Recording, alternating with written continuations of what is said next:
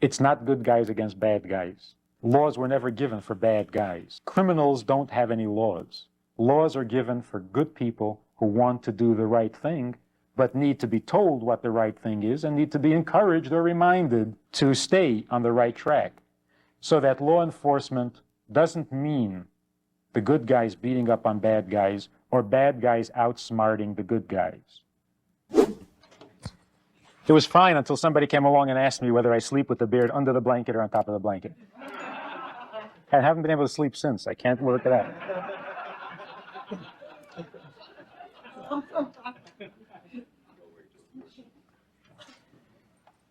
The theological or divine foundation or basis for law enforcement, very briefly and very basically, traces itself back to Adam and Eve.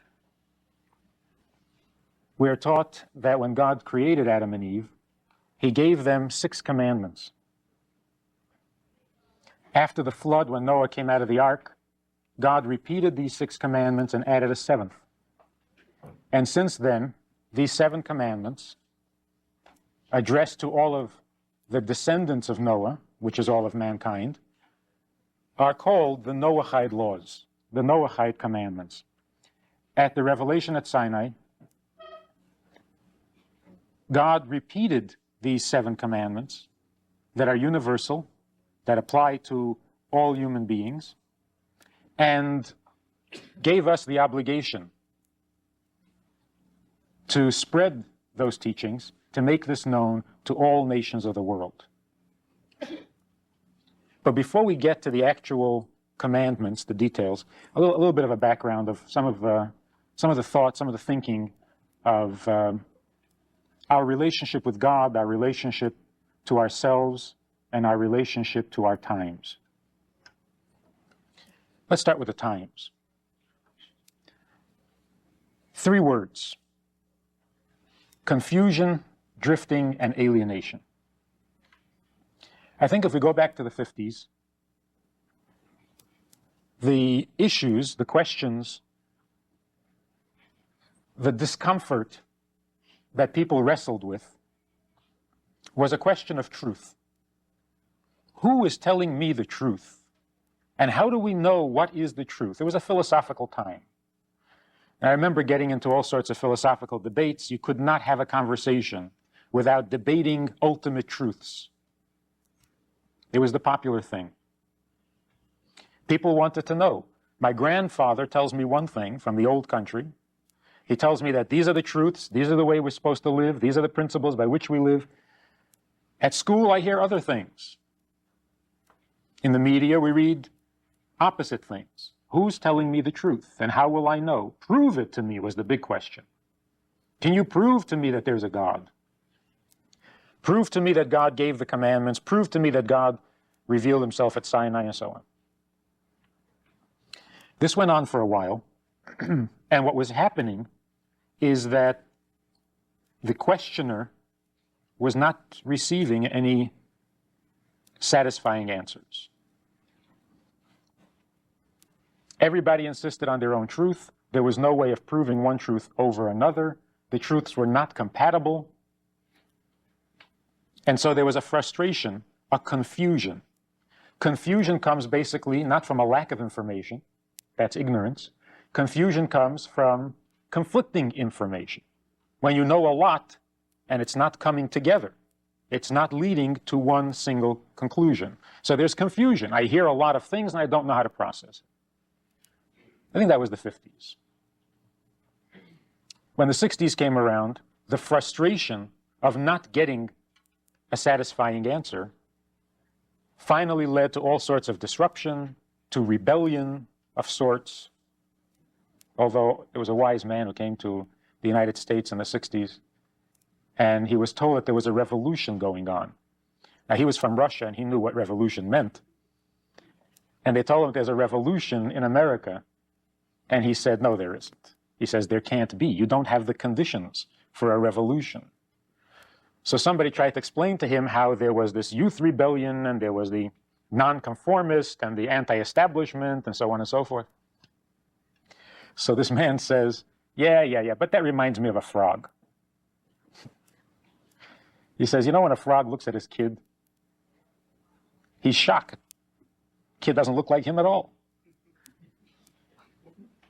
They don't look alike. They don't swim the same way. They don't do the same things. There's a generation gap. And the frog doesn't know what's going to become of his children. But wait. It'll be a frog just like his father. And this was in the 60s. And when we see all these rebels of the 60s who are now in pinstripe suits and they're into business and they're making a lot of money, just like their father, it took a while. So a real revolution it wasn't, but obviously signs of unrest, dissatisfaction. And what it produced was the second stage, drifting. Drifting means you basically come to the conclusion that nobody is telling you any truth. Everybody has an opinion. Nobody is telling you any truth. So you can dabble, a smorgasbord of ideas in life, and you don't have to take any one idea too seriously because there is no absolute final truth. It's a matter of experience.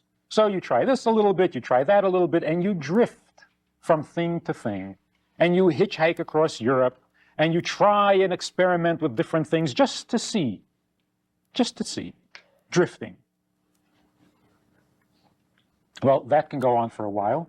It can be fun. It can be educational. It can also be very frustrating. So after about 10, 15 years of that, the drifting quickly turned into alienation. Alienation, an example, this student was hitchhiking through Europe for a number of years. He had been into meditation, he had been into politics, he had been into various things. And one day, wherever he was, someplace in Europe, he felt like it was time to go home. And so he goes to the airport. And as he approaches the counter, it suddenly strikes him.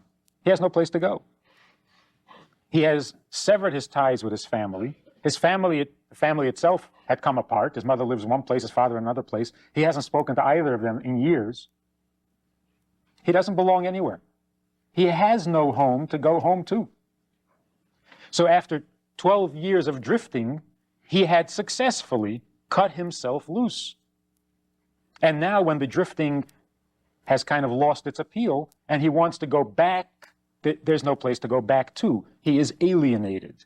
He doesn't have a family to go back to, a home to go back to, a commitment to go back to, an identity to go back to, nothing. And that's the alienation. And that frustration, that troubled stage is where we really start getting into serious problems. I heard from an elder relative of mine, when the Allies came in and liberated the camps in Poland, the concentration camps, and with great fervor and with great joy, they came in and told the inmates that they're free to go. That piece of news was devastating to them. It wasn't a relief, because the cities they came from in Poland no longer existed. Their families were scattered. They didn't know whether they were alive or not. And to be thrown out of the concentration camp was frightening. Because at the very least, in the concentration camp, they had this one shelf in the barracks, which was their bed. They had slept in it for a month now. And that became their focal point. This is my bed. That's all they had left in life. So this total alienation, where you suddenly cling ferociously and totally irrationally to something that offers no identity, that is not a home, that is not a lifestyle, that is not a place to hang your hat, and yet, for lack of anything else, you cling to it, you make a philosophy out of it, you develop a relationship with it which is unhealthy, non-productive, counterproductive, but what are you going to do? It's terrible, it's worse to be nowhere. So alienation produces the most devastating symptoms of the three. If we were to apply it to religion and to belief in God, You might say that confusion is something that can be resolved through education, by proper learning. Drifting can be resolved by discipline. How do we resolve alienation? Here's where the clergyman has to come in. Let's take a look at ourselves for a moment. Again, 3 parts. The human being, with all of our activities and all of our attributes, can basically be summed up in 3 words: being, pleasure, and temper. That's basically what we are. It's a little humbling, but it's true for the most part. The first thing is that we are. We be. There's a being here. We exist. And the existence is a conscious one. We sense our own existence. We defend our existence. We have an immediate and powerful reaction to anything that threatens our existence. We're basically bent on surviving. We have a survival instinct, and we will do anything to just be, to retain the status of being. Now, when we take this state of being seriously, that's our state of pleasure. I enjoy my life. I want my life.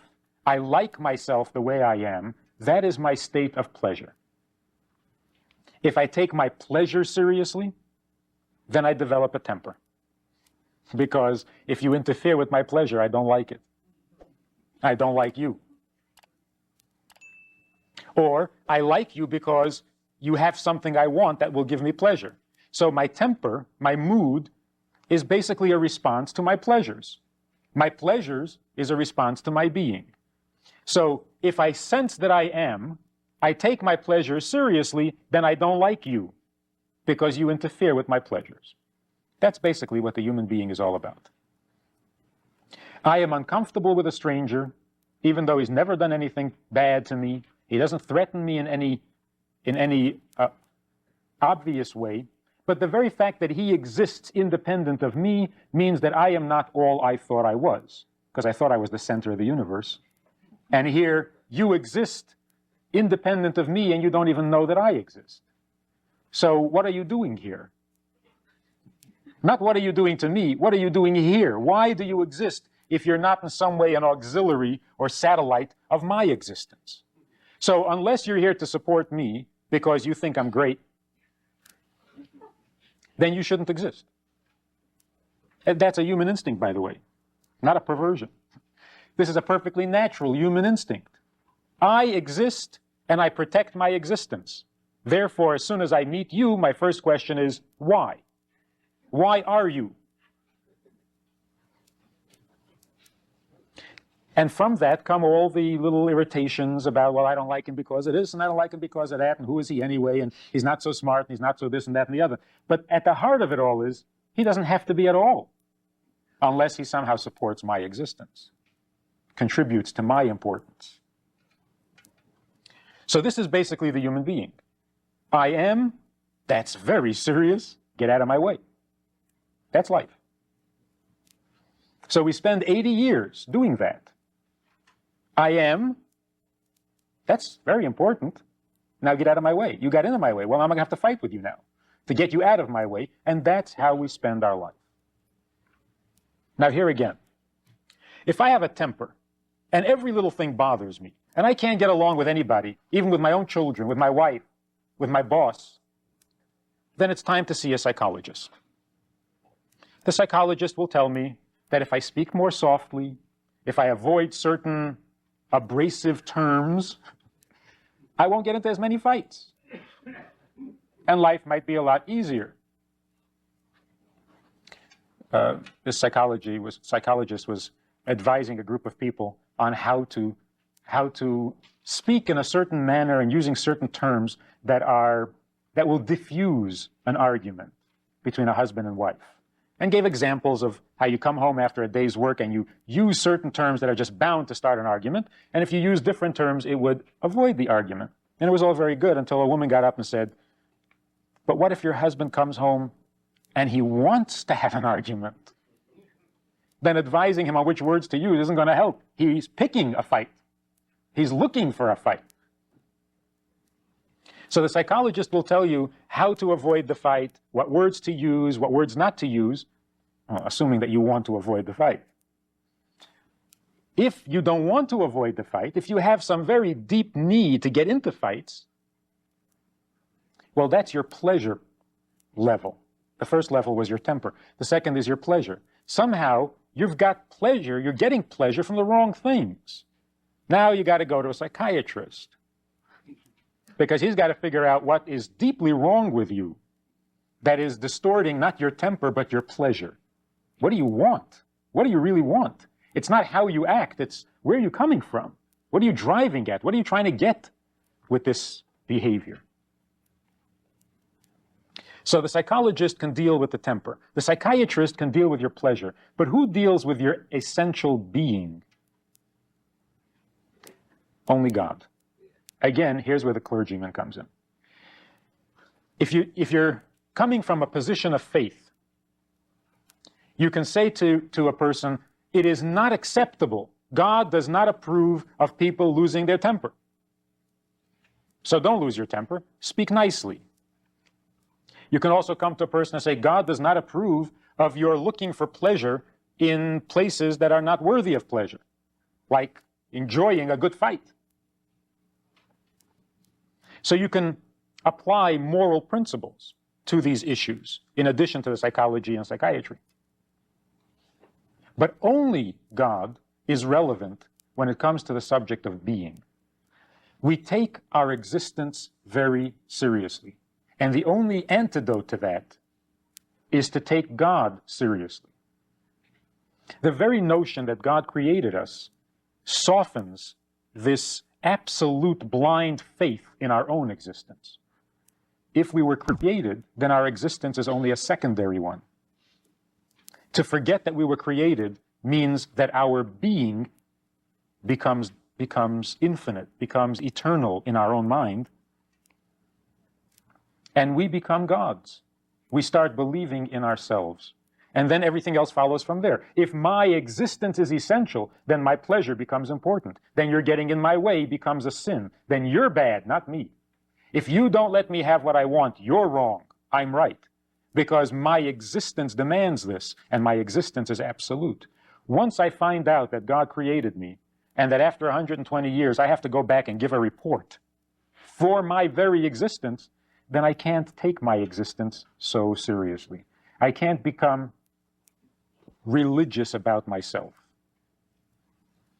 So here again, the influence of belief, the influence of God becomes essential.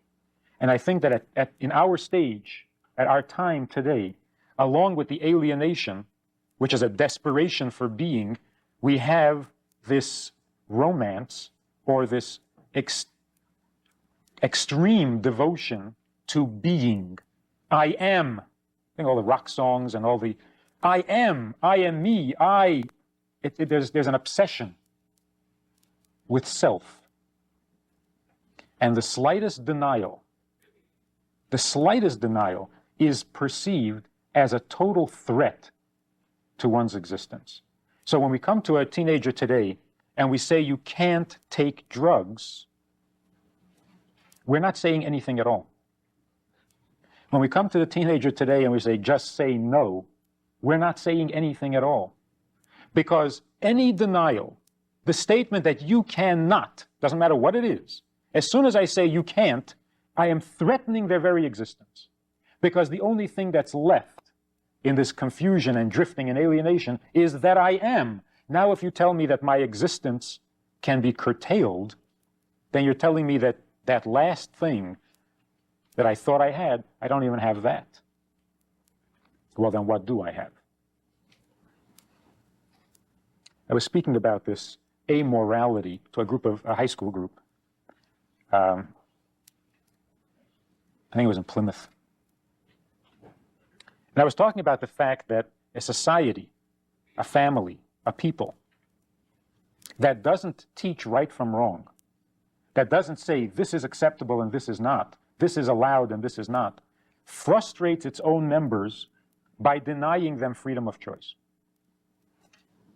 If nothing is right and nothing is wrong, then what choice do I have?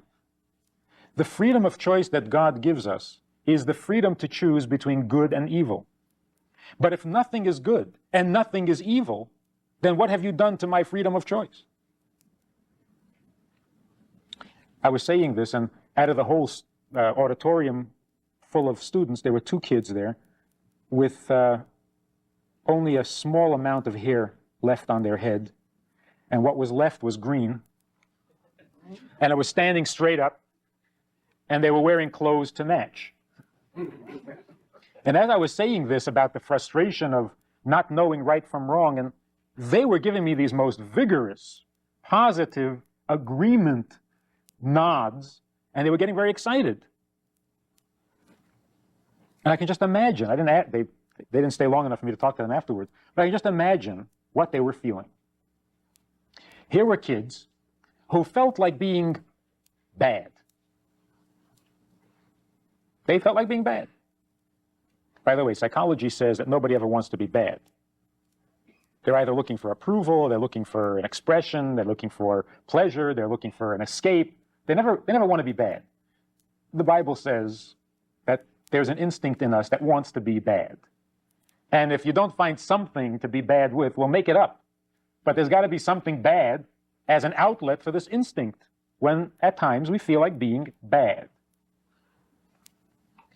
So they felt like doing something bad. So they shaved their head.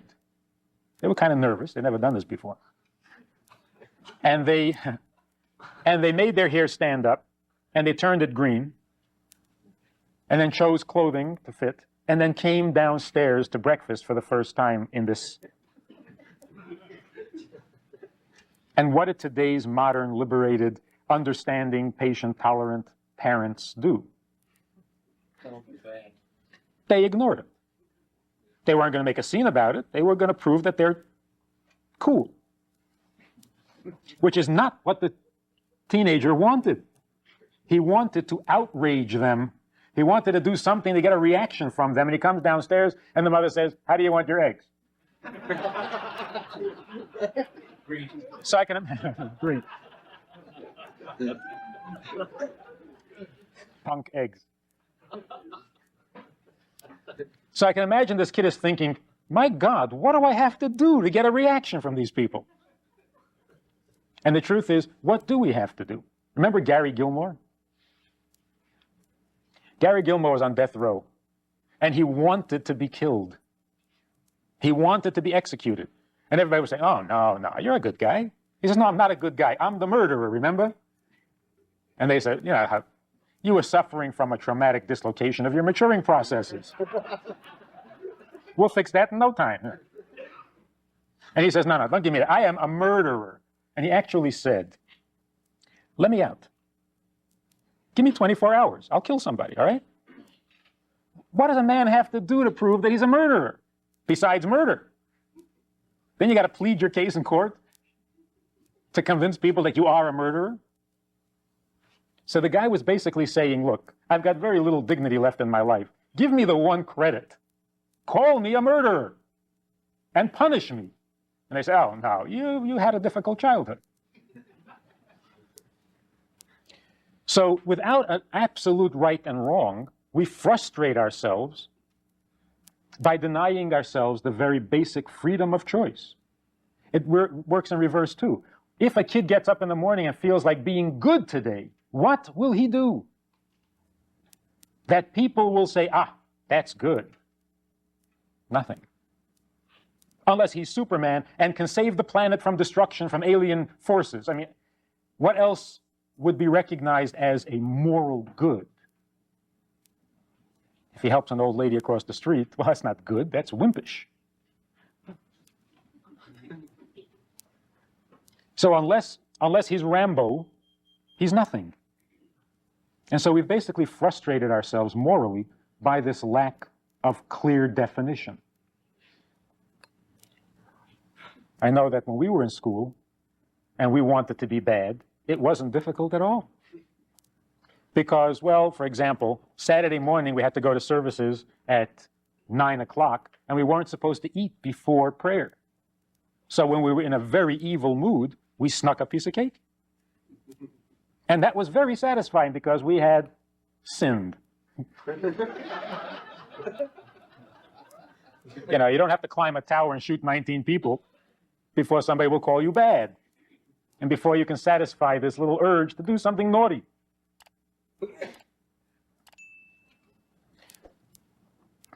Let's get around to the commandments.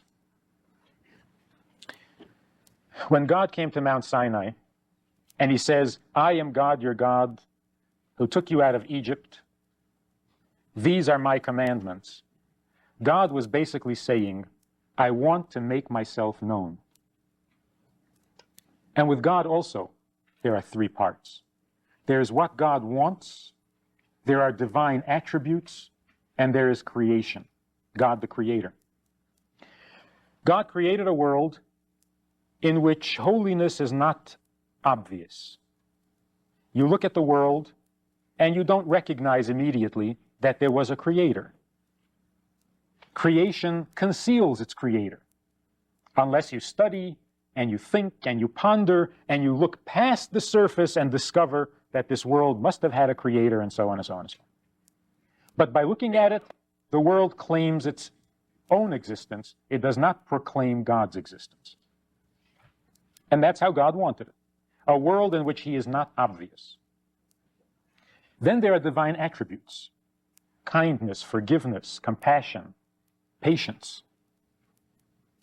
Divine attributes. Justice. And we are meant to mimic those attributes. Just as God is kind, we should be kind. Just as God is merciful, we should be merciful, and so on. And that's where we are moved internally to love God, to believe in God, to serve God, and so on. And then there is God's will. What does he want? Why did he do all of this? Now, God comes down to Mount Sinai and says, I am God, your God. I want to tell you what I want, what I'm all about. And people wondered, why doesn't God speak to angels? Why doesn't he tell them what he wants? Aren't they more likely to understand? We're human beings. We have our problems. We have our unholy and godless instincts and feelings and so on. The angels are pure and innocent and holy. Shouldn't God speak to them? Oh, there's one problem with angels. They are very holy. And in their holiness and in their appreciation for God, it becomes impossible to speak to them. You can imagine as God approaches, the angels get excited. When they hear the voice of God from afar, they start fluttering, right? They start getting ecstatic. And they start dancing and proclaiming, holy, holy, holy is the Lord of hosts.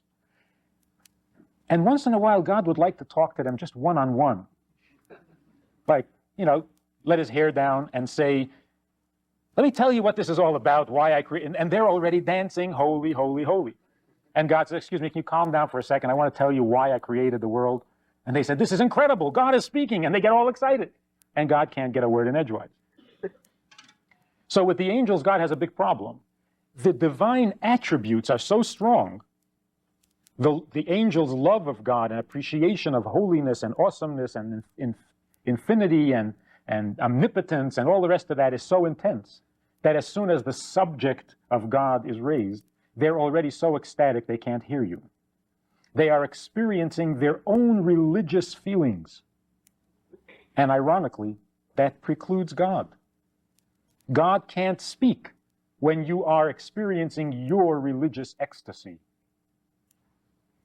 I don't know if it's a good example, but when in marriage counseling, a husband and wife come to the marriage counselor, and the husband says, I don't know why she's not happy. I don't know why she's not happy. I'm a good husband. I love her. She's everything in my life. She's my whole world. I don't know why she's not happy. She says, he never listens to me. I can't talk to the man. He ignores me. He doesn't care about me. He says, what are you talking about? I love you dearly. You're the most precious thing in my life. And this goes on for 10 years. Finally, they come to the marriage counselor. He says, I can't figure out what she wants. So the marriage counselor says, well, let's ask her. She's right here. So we turn to the wife and we say, wife, tell the husband what you want. And she says, I've told him 1,000,000 times. He says, what? What did you tell me? She says, I've told you 1,000,000 times. I don't like when you criticize my sister. He says, that's what you want? Come on, get serious. What do you really want? And that's the problem. He doesn't hear her. He is devoted to being a good husband. And he read the manual, the book on how to be a perfect husband, and he's doing it. He's doing everything the book says to do in order to be a good husband, because he loves her. He does. He loves her. Without her, he has no reason to live. And so he's devoted to her, and he thinks about her all the time, and he buys her presents. He's obsessed with her. But that's his feeling for her. When she opens her mouth, he says, don't interrupt me. I'm busy loving you.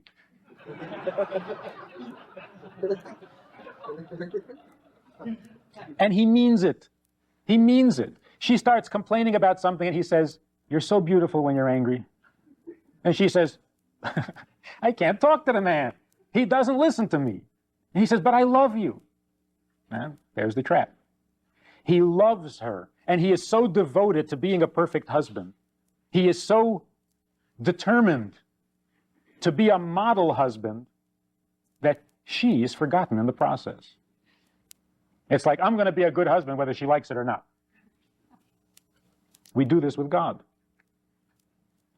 When we're experiencing our own religious ecstasy, our feeling for godliness and holiness and matters of the Spirit, can God still talk to us, or are we too busy? So there's the will of God. What does he want? And if he turns around and says, I don't want you to steal a nickel from the guy next to you, and we turn around and we say, come on, God, please grow up. You're supposed to be infinite. You're my God. What am I going to tell people? That my God gets upset over a nickel? Don't you have bigger issues, more divine kinds of things to worry about? That's what we do with our wives, with our husbands. You get upset when I do such and such. Come on, get upset about bigger things. So we tell them what to want. We tell God what to want. We say, look, you're my God, and I'm going around talking about you all over town. Don't embarrass me. Be everything I claim you are. Don't come down and tell me that you get upset over a nickel just because it happens to be his nickel, not my nickel. That's petty. All right, if it was $1 million. So we have focused very strongly on God's creation. I mean, technology, space travel, we've mastered it. We've mastered it. We're very fluent and familiar, at least most of us in this world, with divine attributes. We know that kindness is better than severity. We know that charity is better than to be stingy. We know all these wonderful things, and we have a feeling for it, and we try at times to live up to these divine attributes and to imitate God and so on. But what happened to God's will? What does he want? We dismiss that. Oh, he doesn't want anything. He's happy. He's happy. Look, all these people love him. He's got to be happy. If he was happy, he wouldn't have created a world that is such a mess, that needs so much fixing, which is why we're all here. He created the world because he, for his divine reasons, wants to dwell on earth. He wants to have a dwelling place in the lowest possible creation. So he creates the lowest possible condition, which is us, and then wants to become perfectly comfortable here, so that his dwelling place is on earth and not in heaven. How will he become comfortable here? We got to clean house for him. We've got to clean the house. We've got to prepare it so that it becomes a comfortable, welcoming place for God, so that God can feel comfortable on earth. How do we do that? He gives us instructions. He gives us instructions. He says, these are the ways in which you can make the world comfortable for me, which is why I created the world in the first place. Now, I know there are theological problems. Why does God want to live on earth? Why is he not content where he is? And if he needs something and wants something, is he still as divine as we thought he was? Because if he is really so divine, why does he need anything at all? I know, we've studied these subjects in yeshiva I've studied them for 14 years. Does God really need? Is it a voluntary need? What? That's an oxymoron, a voluntary need. Okay, these are theological subjects that are a pleasure to study and debate. But if we turn around and we say to God, who tells us that he wants a dwelling place in the lower world, if we turn around and we say to him, oh, come on, what do you really want? What do you really want? You must want faith, right? He says, yeah, well, what am I going to do with your faith? We say, well, then I guess you want love. What is he going to do with our love? So we're telling him what we think he ought to want, the things we respect. Higher things. But to God, nothing is higher. He is high. There's nothing higher. So for God to love is not an improvement on God. That makes sense, I think. God wants something out of the lower world. How does he want it? Why does he want it? How come he wants it? That's not really my business. It's fun to think about. But I can't reject his statement like I do with my wife. And, oh, come on, you don't really want that. What do you really want? Come on, get down to business. And if that's what you really want, then I guess I made a mistake. I shouldn't have married you. We can't do that with God. If God says that he wants a dwelling place in the lower world and that it's accomplished by following these instructions, then we take his word for it. The 6 commandments God gave to Noah, to Adam and Eve. Not to worship idols, not to be blasphemous, not to murder, not to steal, not to commit sexual sin, and to have courts of law. And a court of law means judges and policemen who teach the other 5 commandments and enforce the obedience of those commandments. Until the flood, which was 1,000 years from Adam and Eve, from creation till the flood, God had never given permission to eat meat, to eat flesh. So everybody was vegetarian for 1,000 years. After the flood, when Noah came out of the ark, and he had been commanded to take 2 of each animal that was not kosher, but 7 of every animal that was kosher. That's because he was going to eat after the flood. So when he came out of the ark, God said to him, you may eat of all the flesh, but don't drink the blood. Now that he had been given permission to eat meat, he was given a 7th commandment, not to be cruel to animals. You can use an animal for food and for nourishment and so on, but you cannot be cruel to the animal. You may not eat a limb that was taken from a living animal. So now we have 7 commandments, the 7 Noahide laws. Not to believe in idols, not to be blasphemous, not to murder, not to steal, not to commit sexual sin, not to be cruel to animals, and to have courts of law. We read the story of the sons of Jacob when Dinah was raped, kidnapped, and her 2 brothers went into the city of Shechem and wiped out every adult male. And Jacob was angry with them. They lost their temper. They took the law in their own hands, and he criticizes them for it. But for wiping out an entire city, you would think that they would get more than a slap on the wrist, more than just criticism. You'd think they'd be ostracized, excommunicated. They weren't. The basis for their decision was that courts of law means that every adult male in a given society is responsible to object to immorality when they see it and to enforce morality when necessary. The fact that their leader had kidnapped and raped a woman and no adult male said anything meant that this was a society without courts of law. So they were violating the seventh commandment of the Noahide laws, and that's punishable by death, biblically. The problem was that these two brothers took the law in their own hands, but what they did was the law. Nobody empowered them to be the enforcers.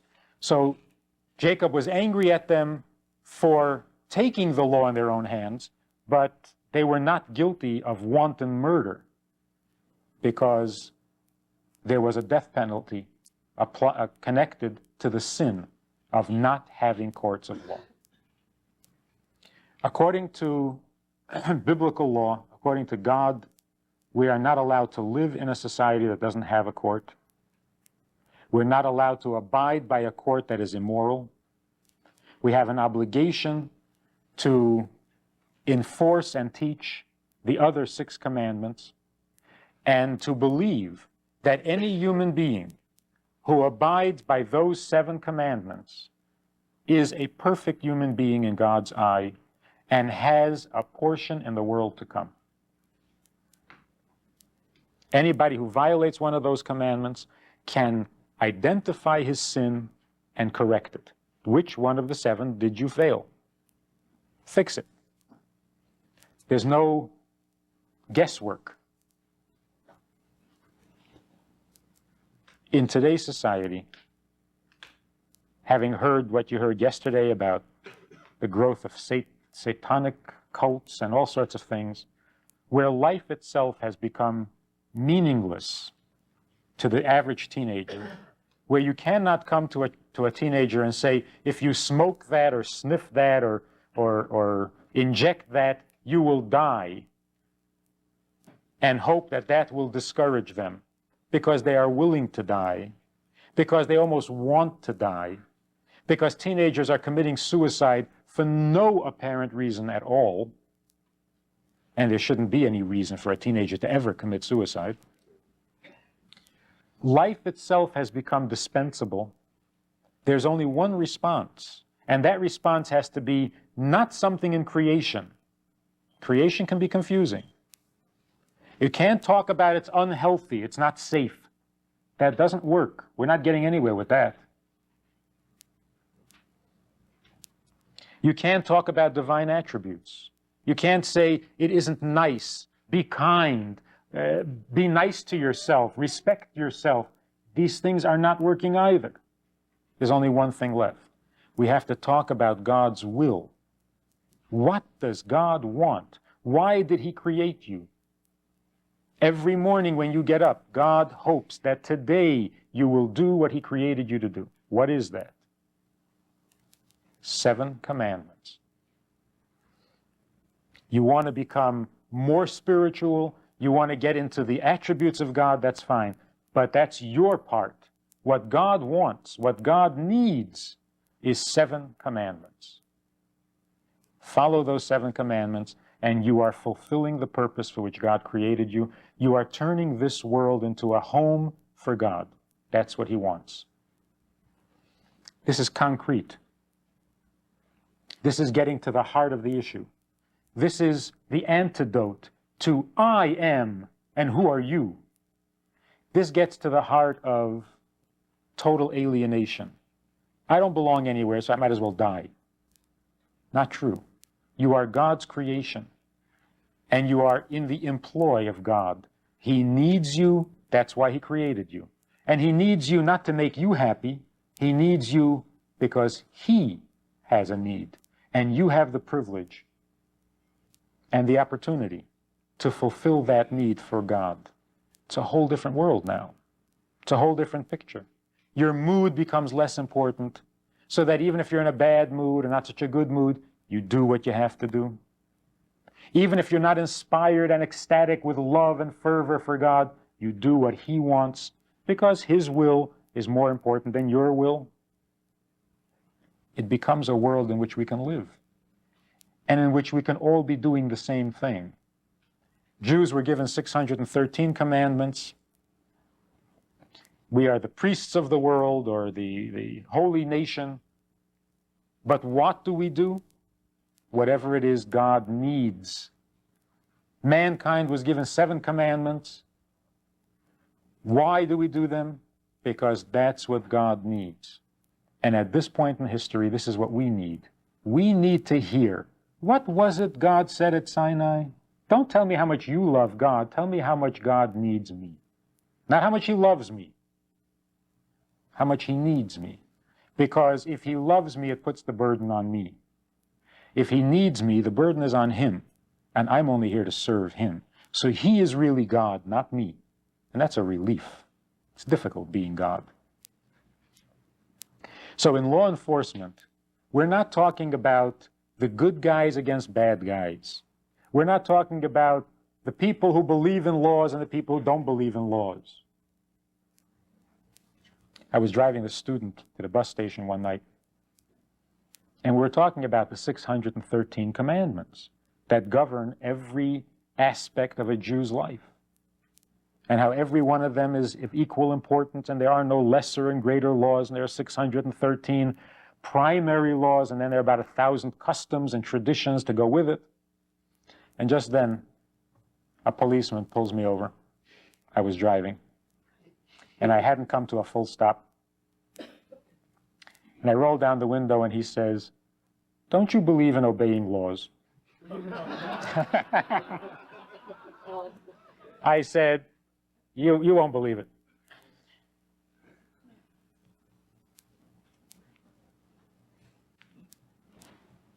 We have many laws, and it's those laws that give our life meaning.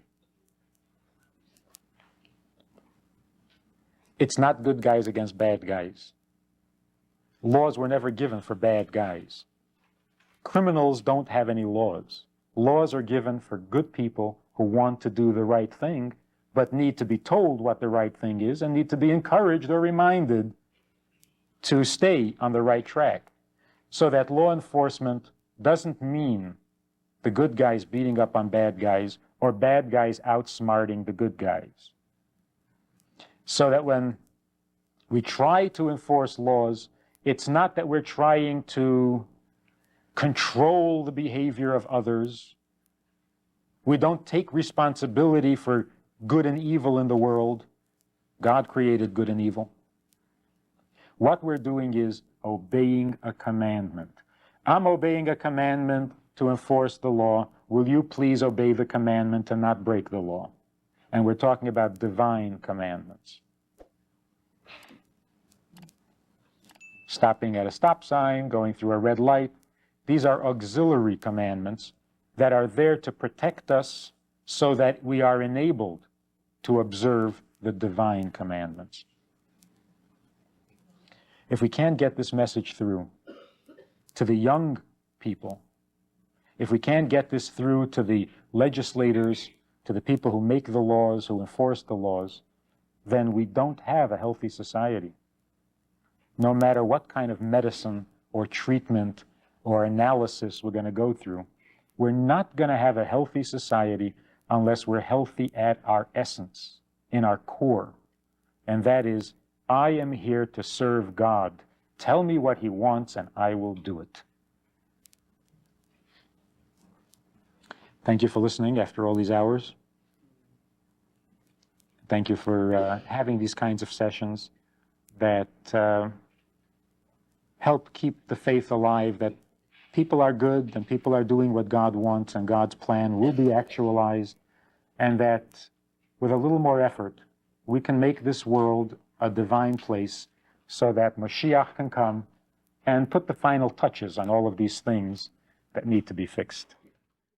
We have a Sunday night program for VIPs that you might be interested in. It's informal, it's questions and answers, it's conversation. It's really relaxed, it's really pleasant, enjoyable, informative, and kind of community-like. It's a Sunday night program, there's a Wednesday morning program for the VIPs, and there's a Wednesday night program. All of it just conversation, casual, laid-back, unscripted. So join us, take a look, click the link below, and see which of the three suits you best, and join us for some enjoyable conversation.